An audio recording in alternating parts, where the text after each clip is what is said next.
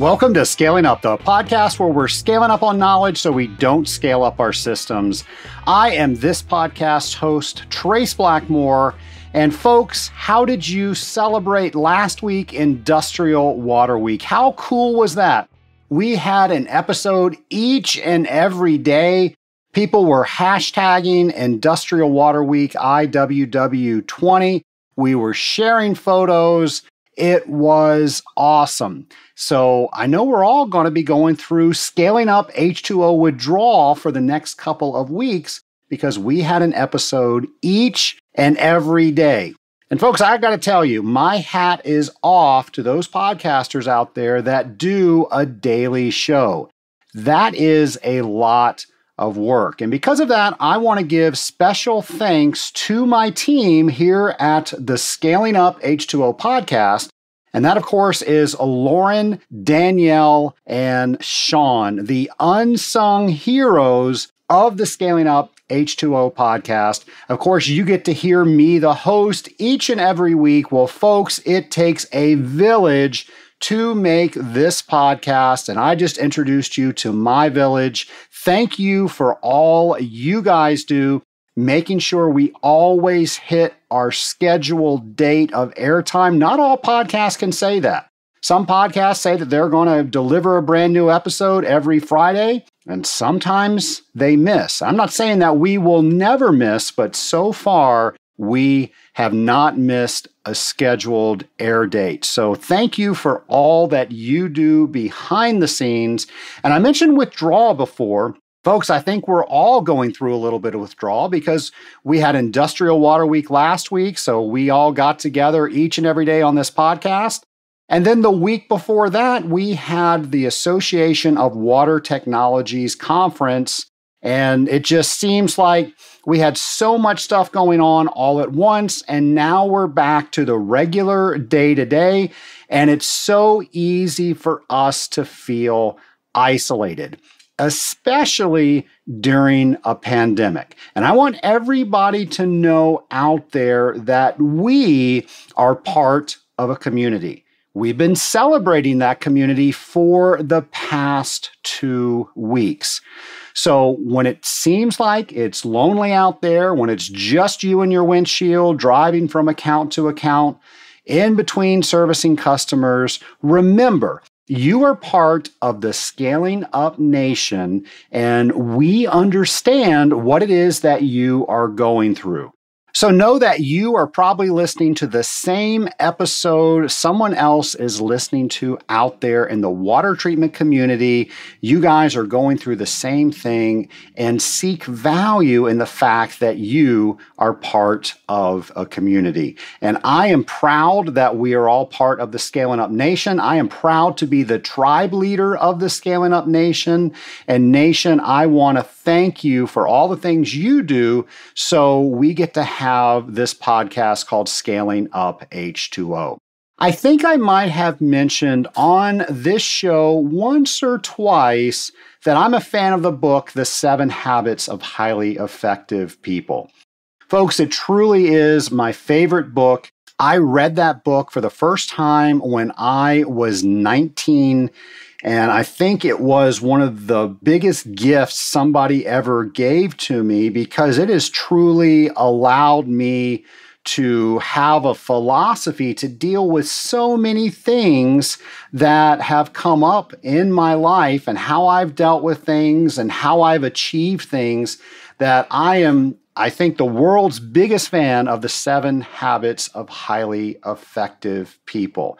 Now, I've read the book several times. I've taught the content to several people to the best of my ability, and I truly try to live the content within that book. Now, the company that produces the book, The 7 Habits of Highly Effective People, is a company called Franklin Covey. And yes, they do have other books and other programs besides the 7 Habits of Highly Effective People. In fact, they've got some great programs there, but I believe they're all based in the foundation of the 7 Habits of Highly Effective People. Well, on today's show, we have someone with us from the Franklin Covey organization, someone who actually wrote one of those other books that's not the 7 Habits of Highly Effective People. His name is Chris McChesney, and Chris wrote the 4 Disciplines of Execution. I know we have read so many books on planning. Well, folks, this is a great book that talks about execution. Well, that's what we are going to be talking about today. So please welcome my guest, Chris McChesney. My lab partner today is Chris McChesney of Franklin Covey. Chris, I am so excited for this interview. I am such a Franklin Covey fan. I don't know where we're going to go today in this interview, but thank you so much for coming on the show. How the heck are you? I am so good, really good. Thank you so much. And I'm excited that you've got some history with Franklin Covey. This will be fun. Well, the Scaling Up Nation, the listeners of this podcast, have a history, especially with the 7 Habits. It is my all-time favorite book. I had the fortune, I was introduced to that when I was 19 years old, and it really gave me a structure to build my life around. And I have spoken about the 7 Habits so many times on this show, and I've had people, I would say hundreds of people, have told me that they have read the 7 Habits of Highly Effective People because they were introduced to it on Scaling Up H2O. So how cool is that? I love that. That's so cool to hear that people are just discovering it right now. My wife and I were introduced to this 29 years ago. We both worked for Covey's organization, and we have 7 children, and we're blessed with a really great family. And when people talk to my wife, one of the first things she'll tell them was getting exposed to that material early in our marriage really made a huge difference. I tell you, I like to give the 7 Habits of Highly Effective Teens to young people. I mean, it is just such a great resource. But I'm sure we're going to bring 7 Habits in and out of this conversation. But you wrote your own book, The 4 Disciplines of Execution. So can you tell us a little bit about yourself before we get into that? Yeah, the first thing is I don't write. So I talk a lot, and I'm surrounded by some very good writers. Actually, one of them was Stephen Covey's second son, Sean Covey. Also, Jim Hewling is a brilliant writer. And there was a team of us. And the best way I can explain this, there's this great quote. I got to get attribution for this. There's this great quote that says, "It's better to fall in love with a problem than to fall in love with a solution." And you don't have to think about it very long to kind of get the idea. And I think we fell in love with the problem 18 years ago of how do leaders execute on a strategy that requires a high degree of human buy-in. And, and that notion, that problem is driven, 4,000 client engagements, 18 years of work. The book was published in 2012, The 4 Disciplines of Execution. And we're just starting the second edition, which should come out next year. And so it's really consumed all of us that have been involved in that problem. And you've been doing this for 18 years, but you've been with Franklin Covey for far longer than that. Yeah. Matter of fact, I think April, I lost track. April will either be 29 or 30 years I've been with CF. I started as an unpaid intern who didn't need an internship. I made up my own internship. Nobody would hire. I literally was a stowaway for 4 months before they figured out that that guy that keeps showing up every day doesn't really work for us. And so from those humble beginnings. Well, and I can't help but notice you only have 4 disciplines of execution, and Stephen Covey has 7 habits. So what happened to the other 3? I'm reminded of this. I hope that the fact that I had 7 children made up for it, but I've always had a fondness for the number 4, but that had nothing to do with why it shook out the way it shook out. So let's let our audience know what we're talking about when we're talking about the 4 disciplines of execution. We've talked a lot about the 7 habits on the show. So how does that relate to the 7 habits, and who should be reading the 4 disciplines of execution? I love that question. Particularly because you're comparing it to the 7 habits. The reason that the 7 habits is the best-selling self-help business book of all time, is because Covey got past best practices. And what he described as principles or natural laws. Covey was a real big believer that if something isn't working for you, rather than playing the victim, you have to find out what natural law you're violating. And this drove him. And so really what you have with the 7 habits are the natural laws of human effectiveness, right? So if the problem was human effectiveness, those are the 7 basic fundamental universal laws. Well, think of execution or the 4 disciplines. I think we adopted that same mindset. And so we were looking for what are the basic universal laws of executing a strategy that requires human buy-in and human engagement. I mean, if a leader can just do something with the stroke of a pen, that's very different.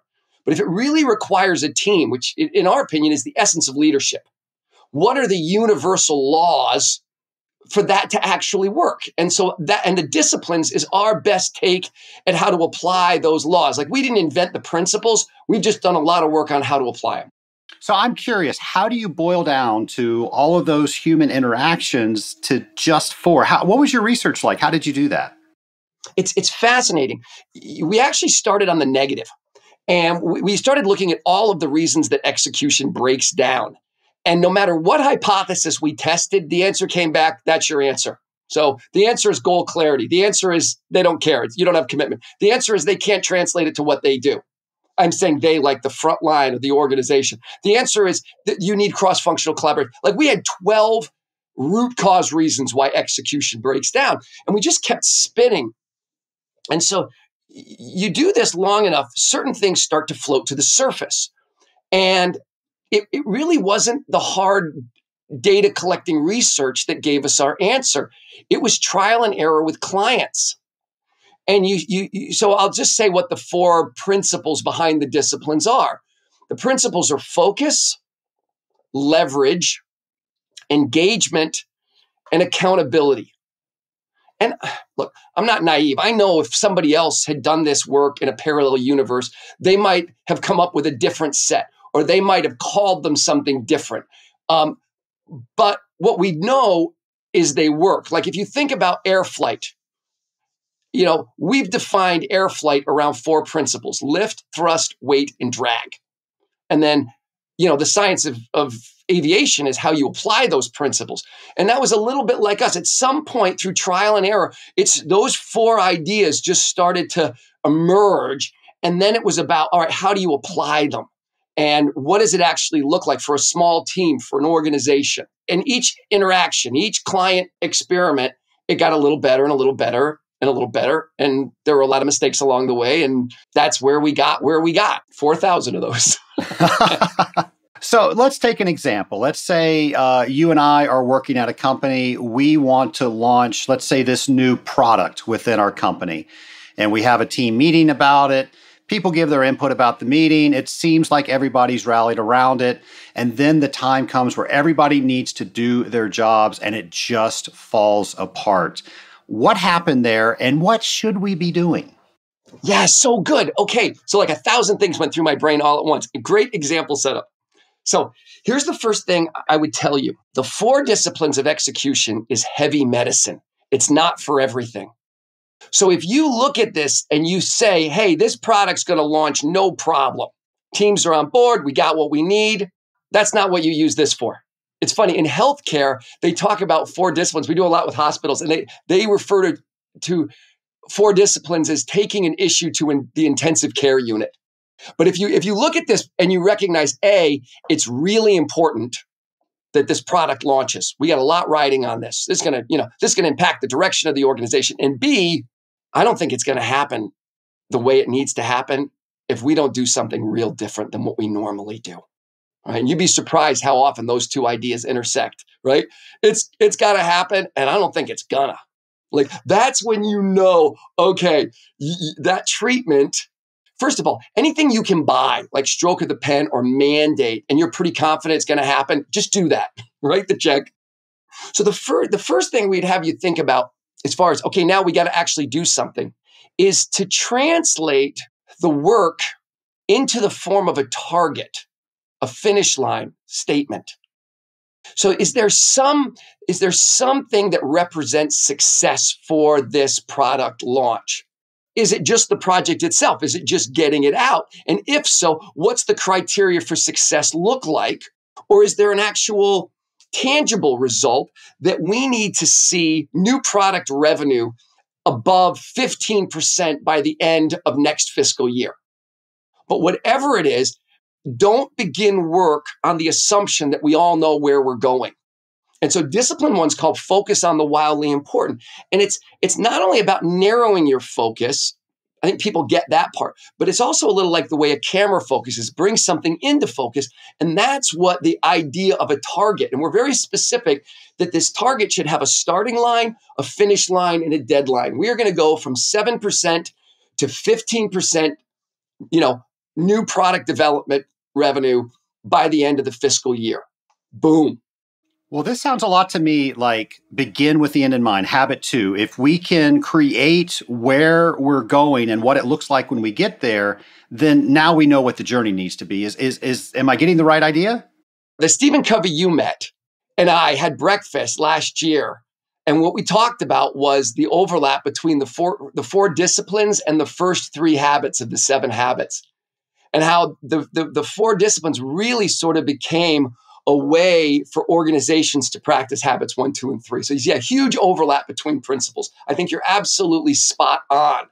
And there's a little bit of a science to it because having a finish line is one thing. But what if that, and I'll stay with your example, what if that product development objective really required the interaction of half a dozen different teams? Marketing and product development and quality assurance and inside sales. And, what if there was a whole group of people that had to do that? Getting the targets, and we're going to stress this way more in the second edition. It's in the first edition.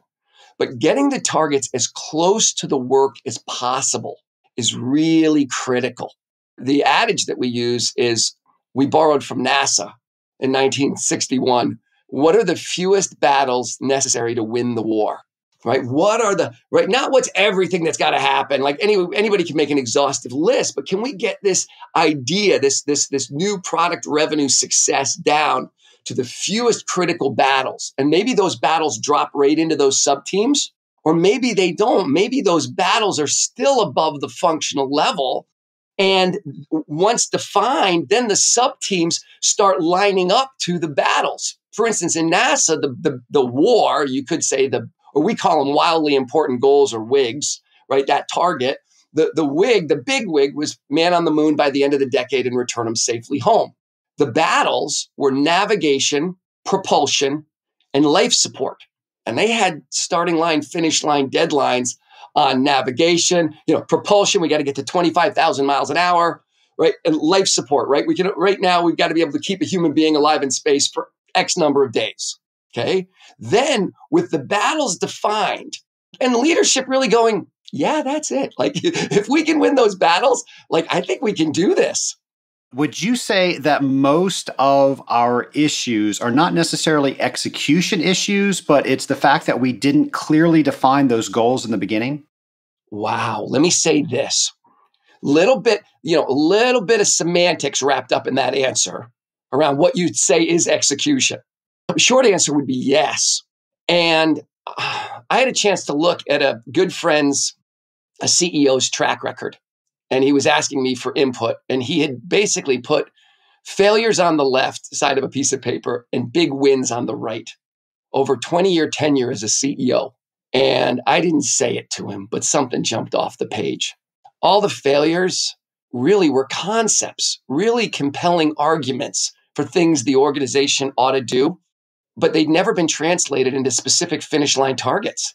And all of his wins had, it was a really dramatic example. And I didn't say anything to him because I didn't want to put some, trite idea over this man's life work. But yeah, it's a big deal. It's very difficult to execute on a concept. There's one other angle to this that we've just in the last year started to recognize. And I don't know why we're so late to the party.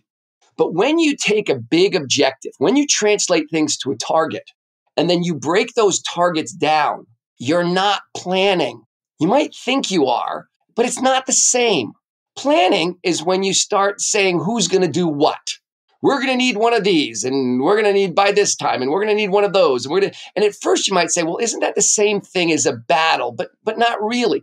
For instance, in a hotel, if the big goal, the big wig was guest satisfaction, the battles might include moving arrival experience and moving problem resolution and moving food and beverage quality, right? Whereas planning, right? So you broke it down into those three targets. Whereas if I was planning, I would say, okay, we want to get a new lobby put in by this amount of time. I start telling you what to do. I move to the how. We want to get the front desk trained in some new customer satisfaction behavior. And there are certain things that lend themselves to just put a plan together and let's just do the plan. But it's such a default. And what we're saying is, hang on a second. Before you just start issuing a plan for everybody's marching orders, what if you broke the problem down into sub-problems, into sub-targets? And our rule of thumb is if you can get the big wig down into a series of sub-wigs where each team only owns one of these, you are in a very nice position to run the 4 disciplines play and to get some surprisingly good results. So would you say if multiple teams, multiple departments own the same goal or issue, that is a formula for defeat? Not exactly. It's okay that they might all own going to the moon or guest satisfaction or new product revenue at a high level. But if you leave it at a high level, then yes, it is a formula for failure. Because in the absence of clarity around what are we specifically going to do, what's our piece of that equation, the day job sucks everybody's attention because the day job always wins on the urgency scale. The day job, maintaining the operation, has so much built-in urgency, even if everybody's in love with the new goal, it sucks the energy back into the day job. And I love the word that you give to the day-to-day. You call it the whirlwind. And I have adopted that word. And when you say that to people, they just get it. Yes, that's going to suck us in, and we're not going to be able to focus on anything external to that. It requires very little explanation. It's like a really aggressive virus. If you just say that word at a company meeting, like 6 months later, the whole company is using the term whirlwind. That thing wants a word. It really does. So let me ask you this. Let's take the first discipline. So we have focus. So now we have this issue, this thing we're trying to bring to market. How do we go about creating a clear target, and how do we come up and above the day-to-day whirlwind? Yeah, our rule has really been, and sometimes they don't know. Like in your example, you're assuming they know they've got to bring the new product to bear. That's kind of an easier one because you can either put a starting line, finish line, deadline on the actual delivery of the product, or you can put it on the results that will come once the product is delivered. Like that's not too hard. And then once you have that, you start breaking it down to targets to the team level. That's not too bad. The harder one is when a team feels like they got 20 things they should be executing on.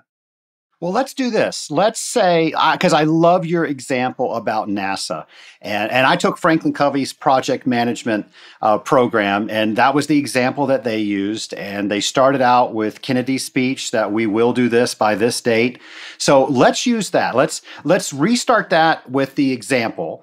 And how would we apply the disciplines to getting a man on the moon before the 60s ended? Love it. Okay, so let's go right to the beginning. So at the beginning, the goal was not put a man on the moon by the end of the decade and return him safely home. The goal was lead the world in space exploration. So it's important to know that everything really starts as a concept anyways. And then what NASA had done back then, which is very typical of what organizations do today, is they built 15 metrics around lead the world in space exploration. And what was going on, right? You had the Cold War. Countries were falling left and right between democracy and communism, and everybody was looking at the space race as some arena. It was a bizarre wrinkle in human history, right? And Kennedy did intuitively what we try and teach leaders to do, which he just picked a finish line. Like he just made that up. It's kind of funny. The backstory is he wanted to go to Mars. And they said, look, relax, John. The moon's going to be cool, right? And he just picked a target. And that target probably didn't accomplish all 15 things and lead the world in space exploration. But you sit there and look at it and go, hey, we pull that off. This thing's over. And sometimes the right answer doesn't come from analysis. Sometimes it comes from imagination. And so he draws this line in the sand and accountability goes through the roof, right? Because you can hide behind 15 metrics. But man on the moon, by the end of the decade, return them safely home, there was nowhere to hide. And then the other thing that happens, morale and engagement skyrocketed. So there was a huge increase in accountability and morale and engagement skyrocketed. And what we call that is game on. Like you don't always get that. And sometimes game on doesn't happen until you're later into the process, but it's not very subjective. Like, when a group's gone game on, like we're in, like that's really what started. So that was the first step. The second, then they start moving towards these primary battles. There were these technological hurdles that were standing in the way, and it was navigation, propulsion, and life support. And then the teams below the various functions then start lining up. There might be 5 teams pushing towards, there was no Department of Navigation. I think that's one of the mistakes we make. We want to instantly, we start with very vague goals, and then we let functions create vague goals that sort of kind of align with our vague goal, and that ain't going to cut it. Like, okay, what are the sub-targets from each, of the supporting teams that are going to allow us to get to 25,000 miles an hour? And what's that look like? Like start to break that achievement into the sub-achievements. That's what discipline 1's about. And when you're done with discipline 1, you're really at the level where the work gets done. You can think of discipline 1 as the connective tissue between a strategic concept and where work gets done. Well, Chris, let me ask you this. How do you know when all the work is done in discipline 1 so you can move on? Yeah, great question. Hard question. We would say that you've taken your lagging measures as far down into the organization as you can. And you're now, if you break them down anymore, you're now bumping into what we call a lead measure. So you're now at the level where something can be influenced directly. Like if I switch to the hotel, if we go into engineering and aeronautical structures, we're going to lose. First of all, I don't know it. So let's switch to a hotel. Fair enough. If we take arrival experience at a giant hotel, people make up their mind about a hotel in the first 10 minutes. You got a really hard time flipping them if they're not happy in the first 10 minutes. And they said, this is one of our key battles. And they broke arrival experience down into another set of targets. So they said, okay, room availability. Like nothing ticks people off more than they get in the afternoon and there's no room for them. They're waiting on housekeeping. Room availability's got to be one of our targets. And average check-in time has to be one of our targets. And luggage delivery has to be one of our targets. Like if those targets can be owned by independent teams, you've broken this beast down kind of to the natural level. And then the next set of measures tend to be much more influenceable by the team. And that's really, you're very naturally into discipline 2, and discipline 2 says act on the lead measure. So the lead measure for luggage delivery might be, we're going to identify 100% of bags that come through that front door. Every time we got to figure out what bag belongs to what guest, we kill everybody's luggage delivery time. And we're going to escort 50% of the guests to the room. That's our other. So you're down to the kind of stuff you can actually do. You can have direct influence on. And that's a great segue. That's the lead measure. But the key to the lead measure for us, 4,000 at-bats. Don't assign lead measures to a team. Let the people doing the work pick their own bet. Let them make the bet. Give them ideas. Give them your best thinking. Give them a menu. But, the great quality guru, Edward Deming, said, hey, the people that are within 12 feet of the work, those are the ones that actually understand cause and effect relationships. I love that. And I love that we're talking about lead and lag measures because I think it's just so easy for us to think about lagging measures. Most everything that becomes easy to report on is a lagging measure. What is a technique to transition off of that to really get what builds that final result, the lead measure? Yeah. So in my mind, the easiest way to do this is to think about a strategic bet that's very close to the front line. Like I just said one, let's just stay with the example I just gave. We're betting that if we can identify all the bags coming in and we walk 50% of the guests to the room. Now there's 12 other things that happen. We've got a work process, but we're going to put disproportionate energy on two activities or two small controllable objectives. We're betting that if we did those two things, we're going to see a significant drop in overall average luggage delivery time. Like that bet, if you think of that bet, and I hope everybody's okay with this, if you think of that bet as a game, think of the way that a human being gets their head around a game, a whole different set of like brain fluid starts flowing. People think, oh, that won't really work. I mean, we can do that. I think that happens anyways. Like there's all of this creative thinking that goes into, will the lead move the lag? And that's why you've got to let the team play. That's why you've got to give them a voice in this thing. If you pick their lead measures and they don't work, they'll just say, hey, boss, it didn't work. But if they picked them and it doesn't work, they'll tweak them, they'll modify them. And a lot of times the right answer at this level has to go through a little bit of a failure pattern. It's got to go through some iterations. And so once that thing starts to feel like a game, and there could be many games driving one of these objectives, then the third discipline is, I got to see that game. Like it's got to go live. And the third discipline is keep a compelling scoreboard. Like, you got a game when you can scoreboard it like a game, not like a spreadsheet, more like what you see at an athletic event. Now let's see if we can explain that to the Scaling Up Nation a little bit, because you had some great slides when I saw your presentation a couple of months ago. When most people are thinking of a scoreboard, yeah, I've got an Excel spreadsheet. We look at that, but that's not really what you're talking about here. Right. If you divide scorekeeping into two categories, coaches' scoreboards and players' scoreboards, it gets a lot easier.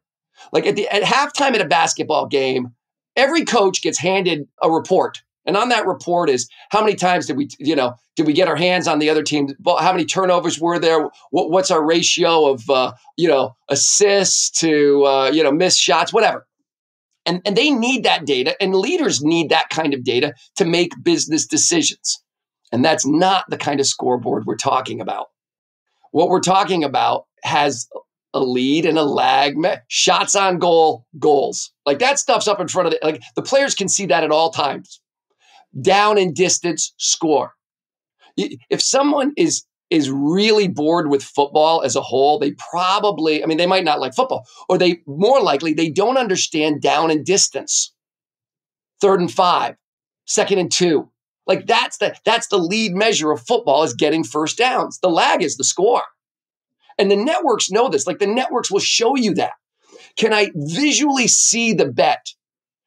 Baseball, right? Hits and runs. Shots on goal, hockey, shots on goal, right? There's this sort of lead lag component that sort of sucks me into the game, what I'm doing, what I'm getting. And so any way that can be, we've got a bunch of little tricks and twists. We've got an app that we use now. We found that, highly visible to the players, and for whatever reason, the most visible place in the universe right now is a person's phone. Highly visible to the players is a big part of it. And then here's the other point. I got to be able to look at it and within 3 seconds know we're winning or we're losing. And you'd be surprised how many times you can look at a lot of data and go, I still don't know if we're winning or losing. And so simple, highly visible, winning or losing, all of that goes into creating this game on mentality. It doesn't always happen right away. But if they own the bet, and here's how you know it's working. You don't have to wait for the results. All you have to do to know if it's working is just ask a team member what the score is. Because if they don't know the score, they don't care. You're in the living room with someone and you want to know if they're into the game or not, just ask them what the score is. If they don't know, they're not into it. And they might be embarrassed about it. They might pretend they're into it. They're not into it. And what we say is start over. Like, figure it out. We've had shocking results. And if you let them participate, if it feels important, if it feels like a high stakes game, if people are watching, if there's people in the stands, that's all you have to do. Do I buy the bet? Did I get a voice in it? Do I think that it's predictive? Do I think it's something I can influence? If it's a winnable game and it matters, you get human nature working for you.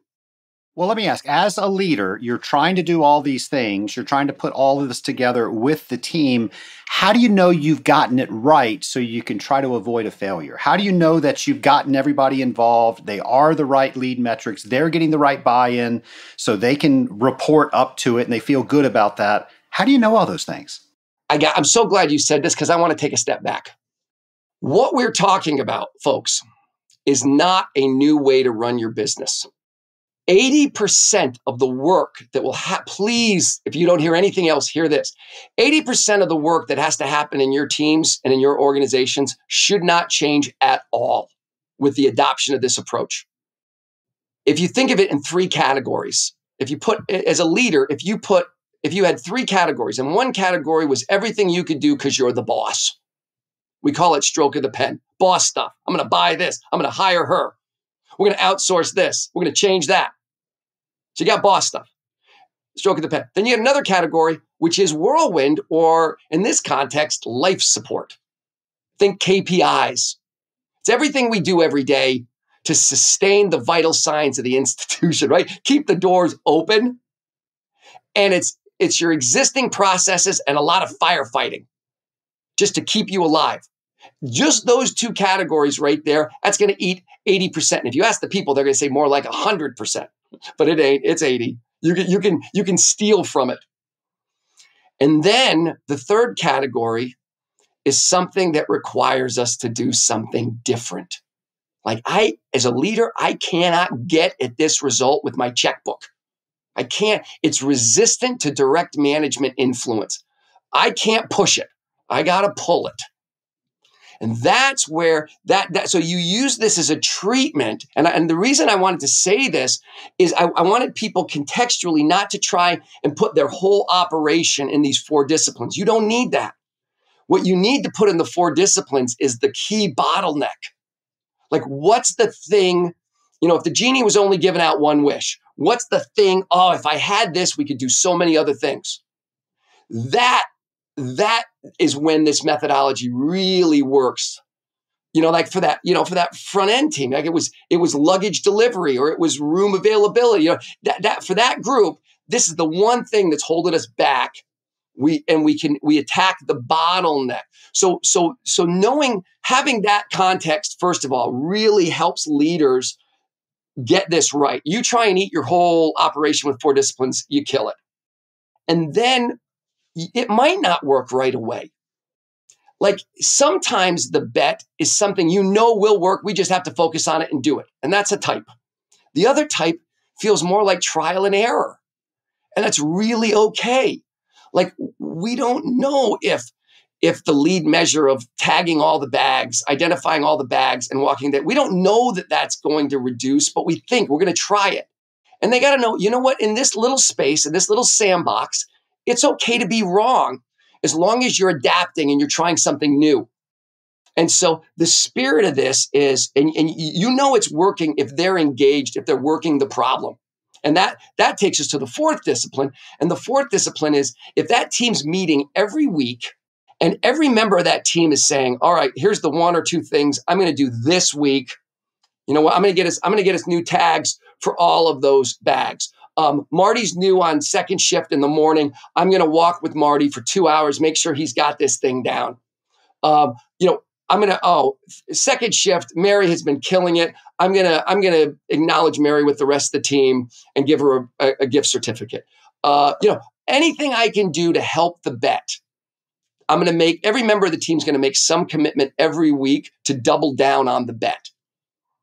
Force against leverage, right? If the lead measures are the lever, We're going to put force against the leverage. And if you see this activity going on, it won't be long. You're going to see that lag measure, that wildly important goal. You're going to see that move, the one close to the teams.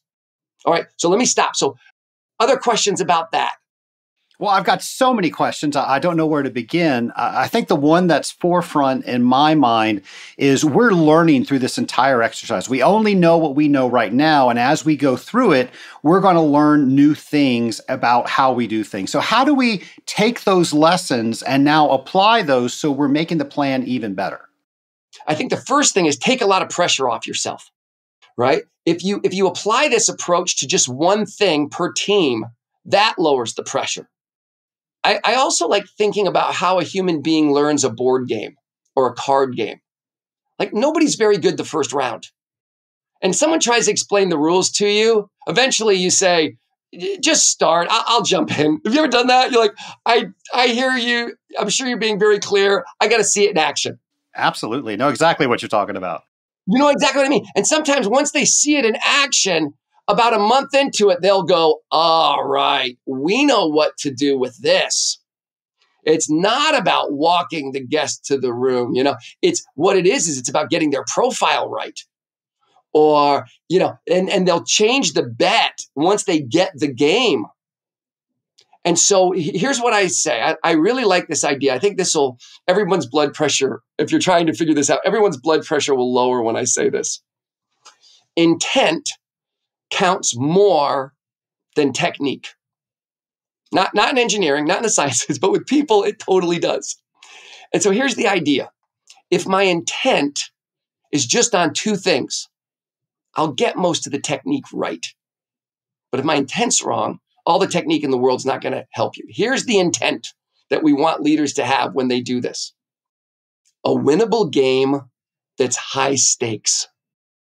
Where in that, as you look at that team or collection of teams, and not everybody has to be driving towards the same big wig. Like that's a misconception people got from our first edition. We didn't mean that.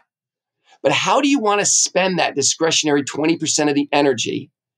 And can we get those teams focused on something that they can win at? And it's also high stakes because it's really going to matter to one of our big battles.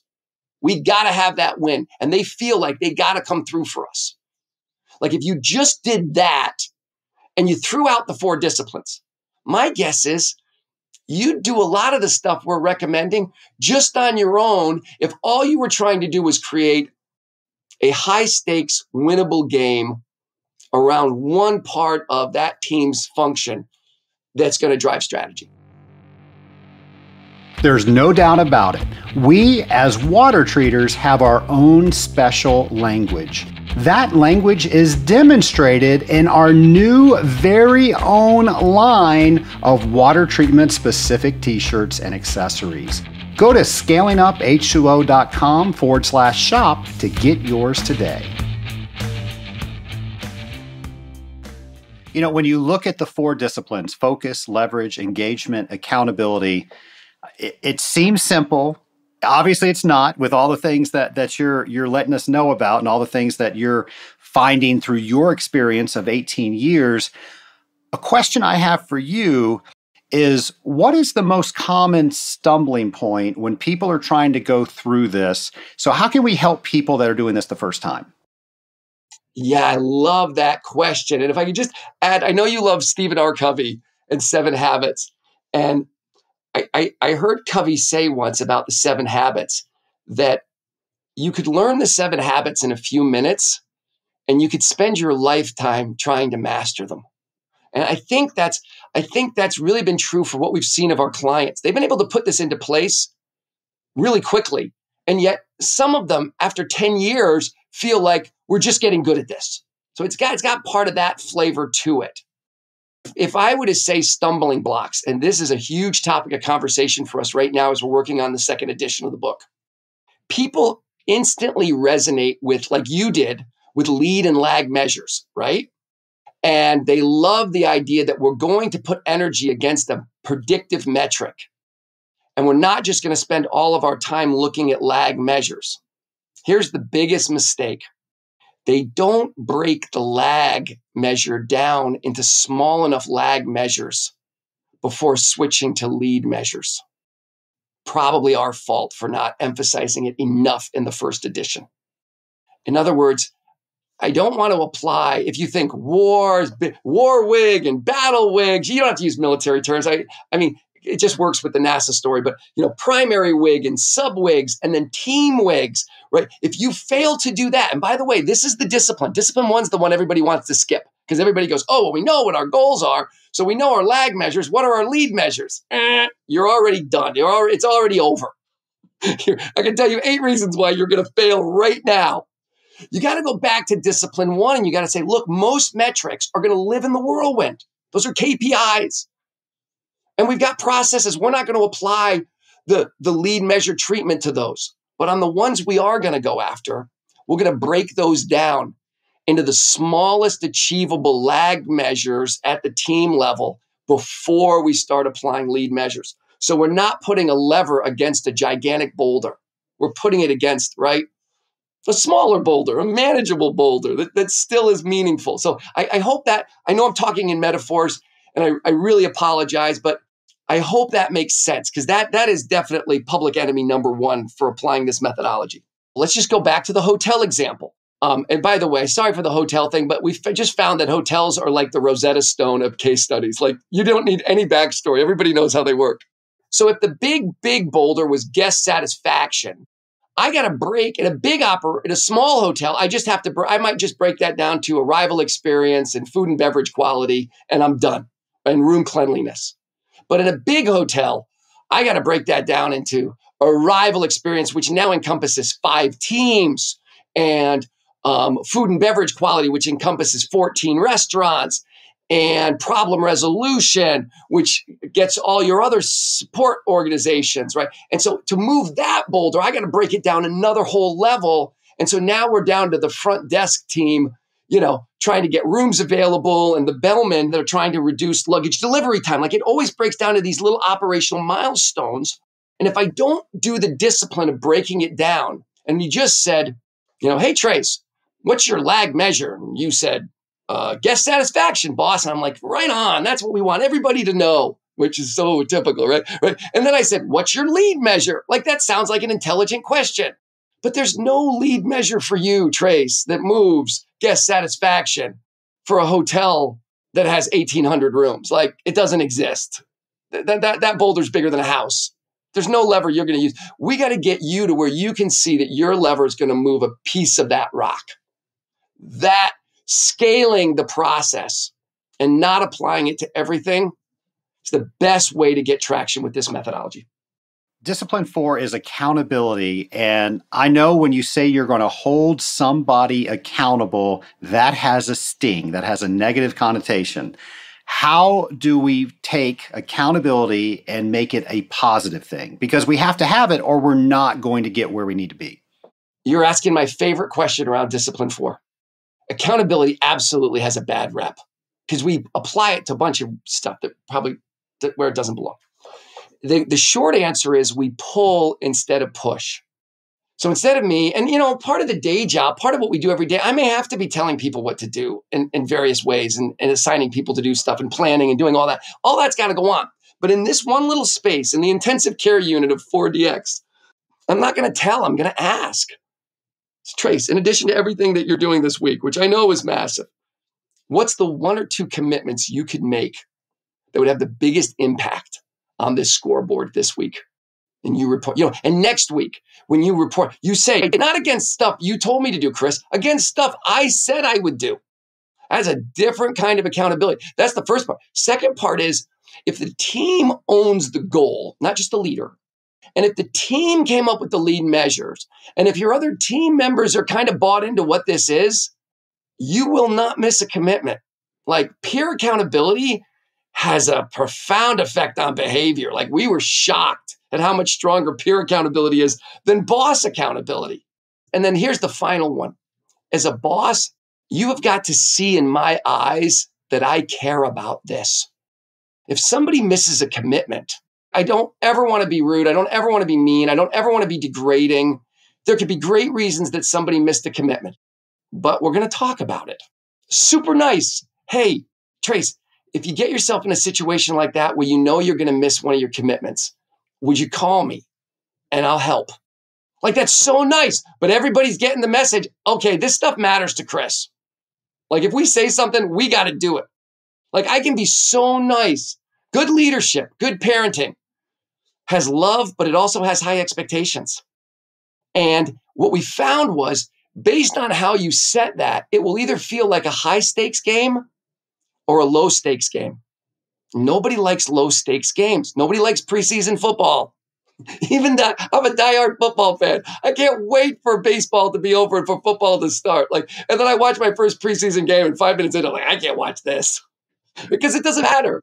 Nobody likes a low stakes game. So that's all of those things contribute to forming a healthy type of accountability. Chris, we have done just a fantastic job, I think, of letting the nation know what the 4 disciplines are. And I hope everybody out there listening, whether they own a business, whether they run a territory, they're responsible for any other person in their organization, they're thinking of so many ways that they can use this. But I'm curious, you've mentioned several times that you are coming out with an updated book of the 4 disciplines of execution. What are some of the new items that we can look for in there? Yeah, thank you. When we launched 4 disciplines, it was like a giant sonic ping that we sent out into the universe based on 10 years of work. And then as the ping came back, we were surprised by, first of all, the biggest thing we were surprised at is that people don't read this book like a normal business book. Most normal business books, you read them and you shelve them. And we absolutely thought that 95% of the people were going to do that and 5% were going to apply it. And that's not what's happened. What's happened is like what you did, like maybe more than half, maybe 2/3 try to do it. And so that's just changed. Like just to know that has changed certain things. Like in the book, the 3 sections of the book starts off really focused at the front team leader level. But leaders of leaders, the rules change a little bit. And we don't get into that stuff until the end. And we're going to be letting the front level leaders know up front. We've put enormous work into an app. So very early in the book, you're going to have a place you can go to watch a video or to build an online scoreboard, right? And there's just certain things we can do in an app that lends itself to someone who's trying to do more than read it. They're trying to do it. So the first thing is really helping organizational leaders with the methodology. Number 2 is getting this app available very early for free, like it comes with the book, right? Getting people into some other mediums for building this out that we think will help. And then the final thing is we get to work with some really amazing leaders, and you start to see some profound leadership insights when you're really trying to execute on something hard. And this work has been a really nice way to observe some pretty significant leadership insights from watching some great leaders and some great organizations struggle with this topic. And so there's a lot of leadership, I think, in the second edition compared to the first edition. We have a lot of listeners of this podcast that don't necessarily own their own company, but they can see where this can really help their companies. What advice do you give to them where they can go to their owners and say, I just learned about this new concept. I think it can really help us do what we're trying to do. How do they have that conversation? Yeah, you don't have to be the owner of the organization to do this. If you've got What we usually say is if you're a leader with multiple functions or multiple teams below you that report to you, you're in a great spot to start this. If you work for a leader that's in that position, that leader's in a great, right? You might be part of that leader's team. And there's usually 2 ways that this starts. I'm going to say 3. One way is just they roll up their sleeves and they just dive in. They do the best they can. And that's we know there's a lot of people doing that. Some groups will engage Franklin Covey, and anyone from our practice will come out for up to 2 hours, like on our nickel, just to meet with a leadership team and knock these ideas around. Ironically, that's our lead measure. Like, how many executive teams are we just talking to about this stuff? Like, good things happen. if we do that, right? It's a great lead measure for us. So, one, take advantage of that. That's a great way to get a leadership team to go, does this a fit here? It's always pilots. Could we pilot this on something? That's a great way to get it started. So that's the second way. The third way is just recently we've started doing public sessions. It's usually a university that will host us. Like we've got Atlanta, Indianapolis, San Antonio, Kansas City, Tulsa. And this is one that I do where we'll have about 20 tables, and each table is a different leadership group, plant management group, a small company, right? A division leadership of a bigger company. And we have 20 tables of leadership teams in a room, and we just take them as far as we can take them in one day. And it's kind of an execution masterclass. And so we're teaching stuff, we're showing case studies, they're working at their tables. And there's a couple of us that are kind of bouncing between the tables, and we just try and get everybody in the room as far down the process as we can in one day. Over 18 years, I know you've shared this with so many organizations. I'm curious, what is your most spectacular success? Wow. Now this is something that gets talked about. Marriott's got the longest run.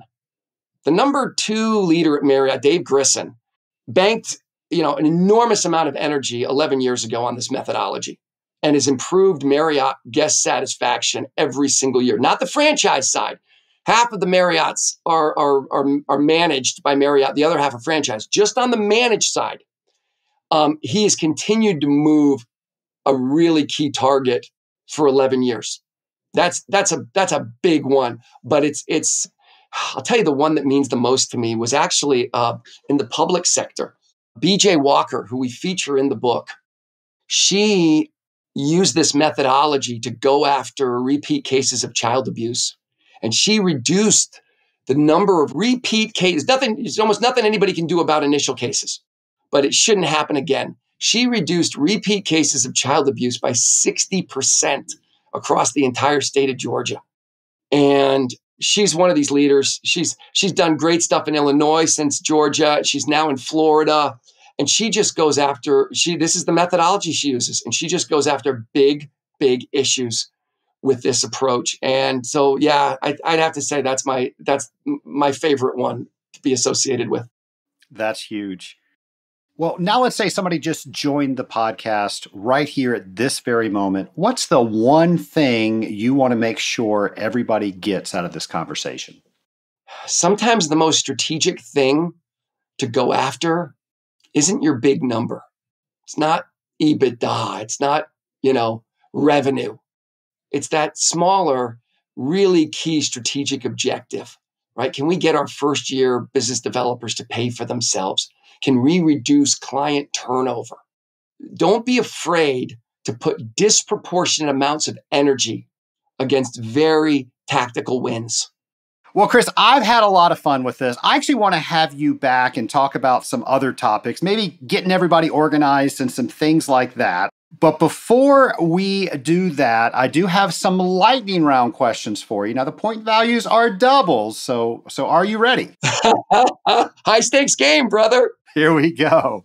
So you now have the ability to go back in time and talk with your former self on the first day when your book was released. What advice would you give yourself? Keep the focus small. Kind of that topic I was just telling you about.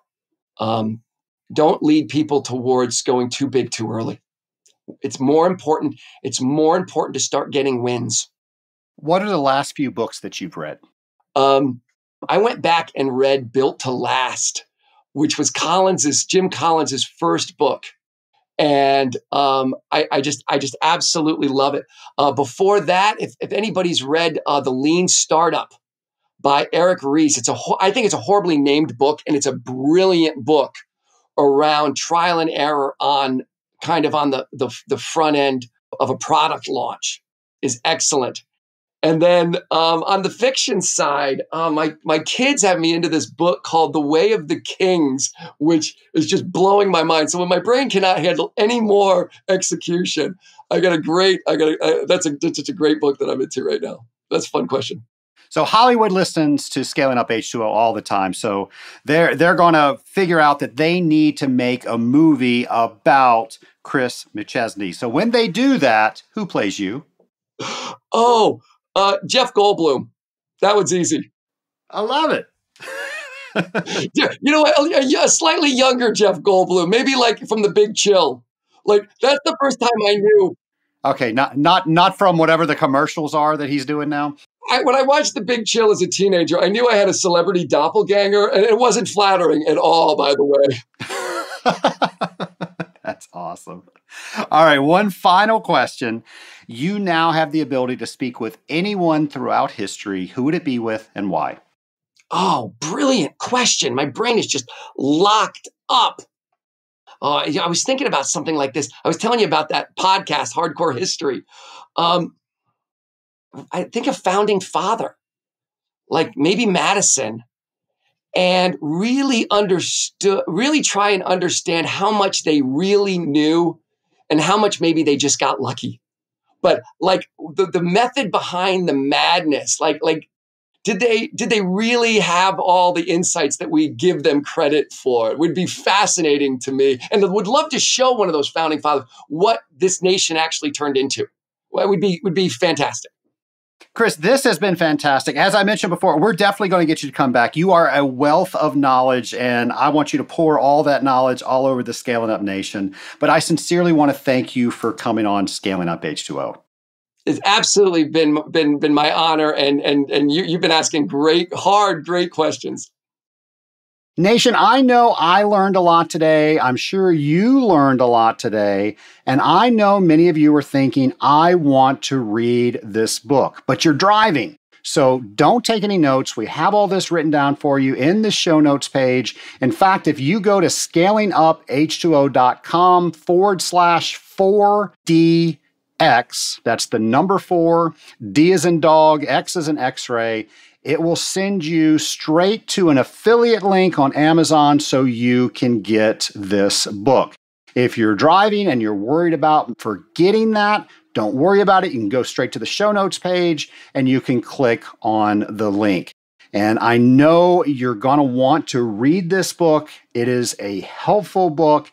It takes planning to a new dimension. It takes planning through execution so we can actually get things done. I'm always impressed when people can take a large concept idea and break it down into a manageable bite-size piece or pieces so we can work on that concept. And that is exactly what Chris did with this book. The 4 disciplines of execution, once again, are focus, leverage, engagement, and accountability. And if you're a business owner, I know you can immediately see a path using these 4 disciplines. However, if you work for a company, maybe it's not so easy. So I want to break that down for you. Let's take a common goal that many of us have, that we want to lose weight. Let's actually take those through the 4 disciplines. So the first discipline, focus. First off, don't say, I want to lose 10 pounds. Phrase it in the positive. By X date, I will be 10 pounds lighter, and the benefit is I will be able to walk upstairs without getting winded. See the difference with that as just, I want to lose 10 pounds? The brain will only engage with positive statements. There's a whole psychology on that, but for now, just know that positive statements will help you achieve that goal. Adding the goal result helps us even more. So I'm not winded going upstairs. We can visualize that. We can engage our imagination, and that helps our brain make us more able to achieve that goal. When we can engage all of those things within the brain, it allows us to more easily achieve what we want to achieve. Now, the second discipline is leverage.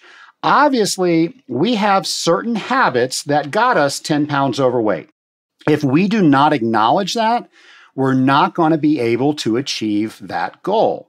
So we have to ask ourselves, what are some of the things that we have to overcome? For example, when is the best time for us to work out? If the answer is at night, we don't want to schedule our workout during the morning if we know we can't get out of bed to do it. Don't set yourself up for failure by scheduling an activity you need to do to achieve your goal at a bad time. You know yourself better than anybody else, so when is the best time to set you up for success? Now let's talk a little bit about eating. So exercise and eating, those are the secret formula for those of you that don't know about losing weight. I know I tend to forget that from time to time. I know I eat better when I pre-prepare my meals the night before.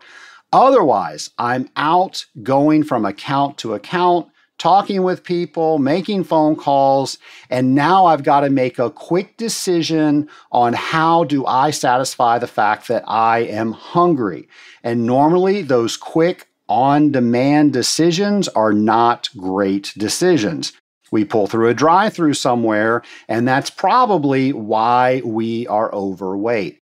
And the reason I didn't take something in the morning is because I rush out the door in the morning. That's just something I do. I like to get to the office early, and I can grab something out of the refrigerator if it's pre-prepared. But if I wait to make it in the morning, 9 times out of 10, I'll convince myself I don't have time and I won't do it, and I'll come to the office and I don't have my lunch. And that's where the bad decisions are made. So if we want to be successful, in this case, I'll make my meal tonight so I will have it for tomorrow. We have to envision all these pitfalls, and if we can see them, we can avoid them before they actually happen. So let's go to the third discipline. That is engagement. And for some reason, and this kind of goes into the fourth one as well, but it is so easy for us to break our own commitments to ourselves. It's far harder for us to break a commitment with someone else. So let's take advantage with that. Let's tell as many people as we can that are close to us what our goal is, what we're doing to try to achieve that goal, and invite them to help us keep responsible with that goal. Maybe we can even find some people that we can work out with together to continue that engagement. So, and that leads straight into the fourth discipline, which is accountability. And that's why it's easier for us to let ourselves down and harder for us to let somebody else down. We don't want others to think badly of us.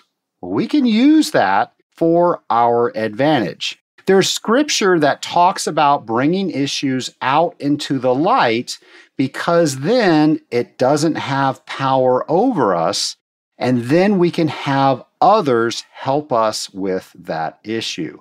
By others holding us accountable, we will naturally take the commitment more seriously.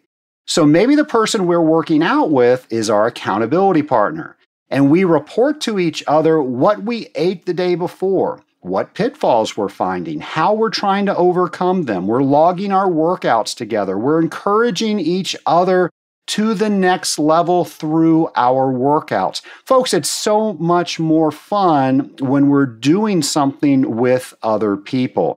And probably the most fun is when we achieve the goals, we can celebrate with each other the achieving of all the hard work that had to be done in order to achieve that goal. So I hope you see, if you really want to get things done, if you really want to make a change, focus, leverage, engagement, and accountability. This is what we do each and every week in the Rising Tide Mastermind. It works, folks. It's baked right into our format of the mastermind, and we're all holding each other accountable. We're all celebrating each other's wins. We're all making sure that the goals that we are working on are the goals we should be working on based on all the other circumstances that are taking place in all of our lives. So I hope you have a person, a group of people that you can have conversations like this with. If you don't, you are more than welcome to go on scalinguph2o.com/mastermind to see if the Rising Tide Mastermind is the right group for you.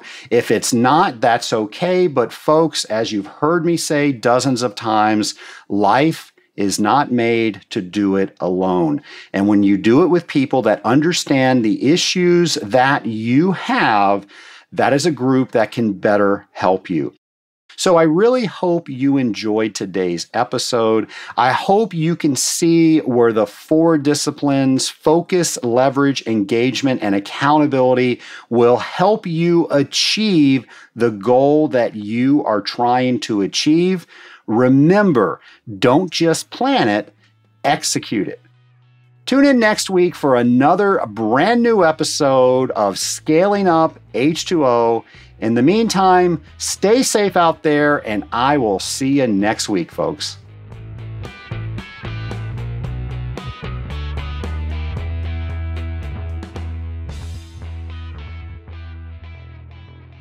I get asked all the time, what are some of the reasons that people join the Rising Tide Mastermind? Well, here is Jill Cavano of Scranton Associates to tell you about why she joined. Why did I join the Rising Tide Mastermind? I've already told Trace this, but when he gave me a call and told me about the opportunity, I wasn't quite sure that this was something I wanted to take advantage of. I wasn't sure I was going to get my money's worth out of it, and I wasn't sure that I had the time to devote to it. I actually give the credit for me joining to my accountant. My accountant said, I think this is an excellent idea. You only have to gain, you have nothing to lose. And I couldn't agree more. I am so glad that I joined the Rising Tide Mastermind. Trace said, there's no minimum. He said, give it 6 months. To really see, if it's for you. And I knew after the first month or 2, our group really gelled right away. It was so nice. Being a small business owner can be very isolating. I've gotten so much out of this. I've gotten networking, friendships. I don't feel so isolated. I've gotten a lot of knowledge and personal growth. We've read some excellent books that I've been able to apply for my business. So I'm so glad that I joined. And I guess I have to thank my accountant for doing it. It's given me more than I thought that it would. Jill, there's no doubt about it. You have a great accountant. I'm so glad you joined. You are such a great member of the Rising Tide North Star group. And folks, we have many groups within the Rising Tide Mastermind. And all of the people that are within the group is what makes the groups great. I know if you haven't experienced a mastermind group, it's hard to comprehend all the benefits that you get from it. So I urge you to go to scalinguph2o.com/mastermind to read up on the Rising Tide Mastermind. And if this sounds like a group that's right for you, schedule a call with me by clicking the apply button and we can talk all about it. The Rising Tide Mastermind might be the key to get you to the next level.